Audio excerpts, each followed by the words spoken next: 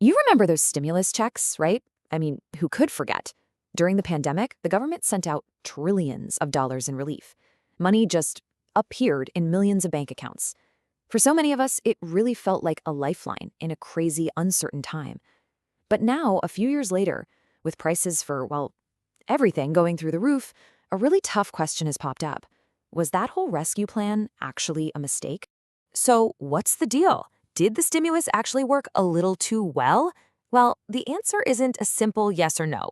It's complicated. You see, the plan had these massive, undeniable benefits for sure, but it also came with a pretty hefty price tag, a very real cost. To really get our heads around this trade off, we gotta rewind the clock and go back to the very beginning of the crisis. All right, so first things first, let's set the scene. Before we can even begin to judge the government's response, we have to remember just how big the problem was. I mean, the sheer scale of it.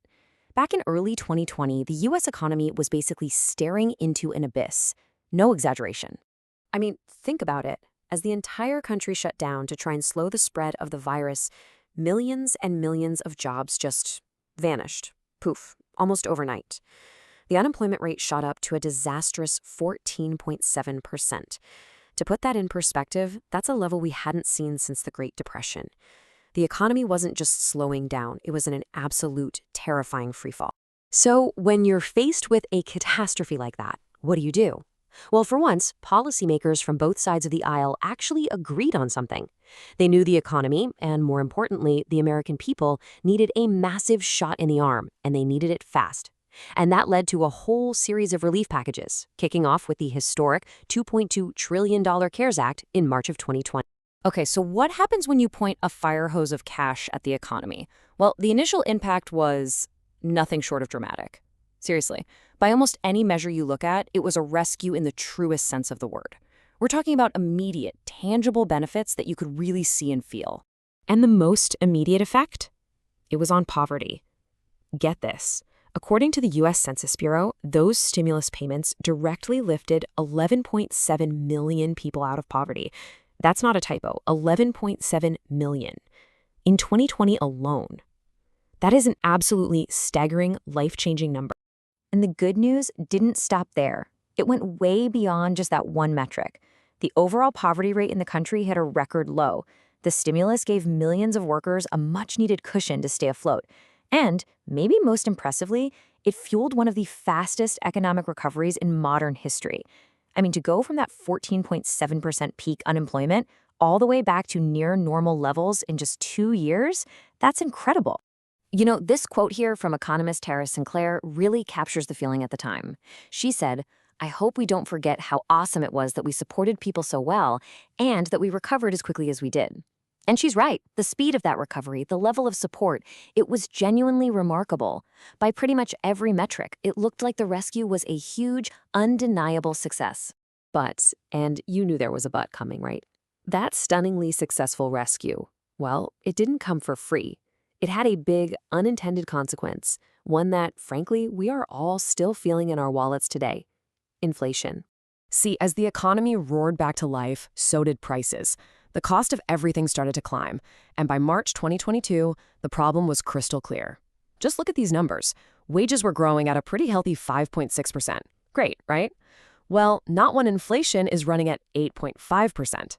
What that means in simple terms is that your paycheck was actually shrinking. It just wasn't stretching as far as it used to. Now, to be fair, a lot of things were going on. You had global supply chains that were a mess, the war in Ukraine. Those were for sure major factors. But they weren't the whole story, not by a long shot.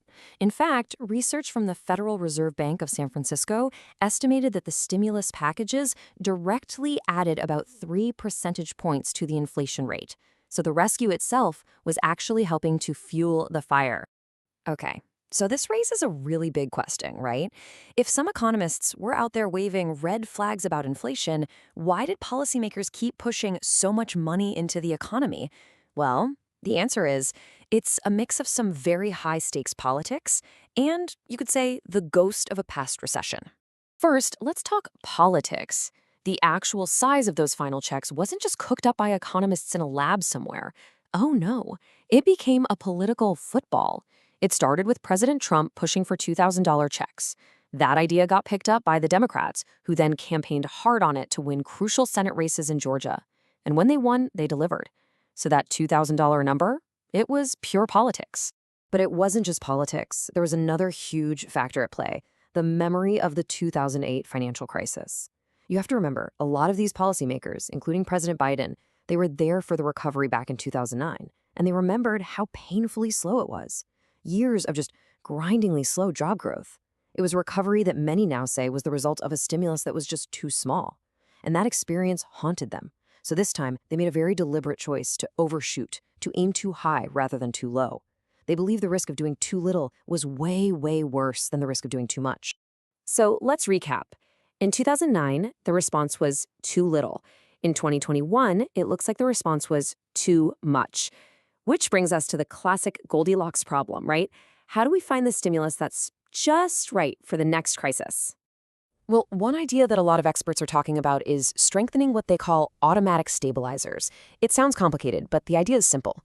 These are parts of our social safety net, things like unemployment benefits that just automatically kick in when a crisis hits. You don't need politicians to debate and pass some massive one-off bill. They just work. And the logic here makes a lot of sense. The idea is, if we already had a better system in place, one that could quickly find and support the people who really needed the help, then maybe we wouldn't have needed to send checks to nearly everyone. We could have had a much more targeted response, one that could have still achieved the rescue, but without pouring all that extra fuel on the inflationary fire. So when you look at the whole picture, the COVID-19 stimulus is this really complex story. On one hand, you have incredible success. It absolutely rescued the economy and lifted millions of people out of poverty. But on the other hand, it came with some very costly side effects, contributing to the painful inflation we've all been dealing with. And all of that leaves us with a critical, multi-trillion-dollar question for the next time disaster strikes. What are the right lessons to learn from all this?